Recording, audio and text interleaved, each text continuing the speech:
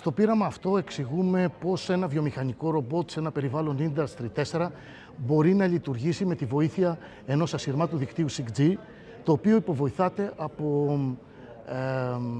μια καινοτόμα εφαρμογή των Reconfigurable Intelligent Surfaces, τα λεγόμενα RIS, τα οποία υποβοηθούν ένα wireless σήμα να μπορεί να διαδοθεί σε μη οπτικές επαφές περιοχή.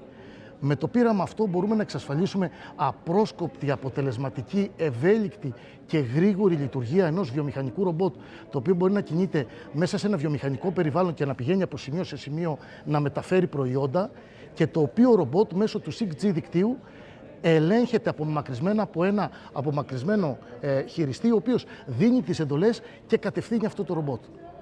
Το πείραμα αυτό διεξήχθη σε εγκαταστάσεις της Eurecom στη Γαλλία, στην περιοχή της Σόφια Αντίπολης, όπου υπήρχε έτοιμη υποδομή 6G με την RIS εφαρμογή, η οποία ήταν διαθέσιμη και η οποία υποβοήθησε τη λειτουργία του ρομπότ, όπως είπαμε, σε μη οπτικής επαφής περιοχές.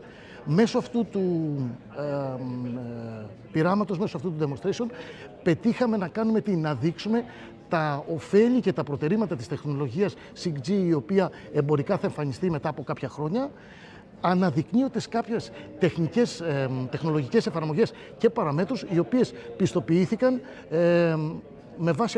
μετά την εκτέλεση αυτού του πειράματος. Δηλαδή, πιστοποιήθηκε πολύ γρήγορη απόκριση του δικτύου, που σημαίνει ότι μέσα σε ελάχιστα μιλισεκόντ μια εντολή, η οποία δινόταν από ένα απομακρυσμένο κέντρο, έφτανε στο ρομπότ και μπορούσε άμεσα με πολύ γρήγορη απόκριση να μεταφέρει και να εκτελέσει την εντολή στα πλαίσια της επικοινωνίας που υπήρχε, όπως επίσης και πιστοποιήθηκε πολύ μεγάλος ρυθμός μεταφοράς δεδομένων σε Mbps, τα οποία τέθηκαν σαν Key Performance Indicator μέσα στο project.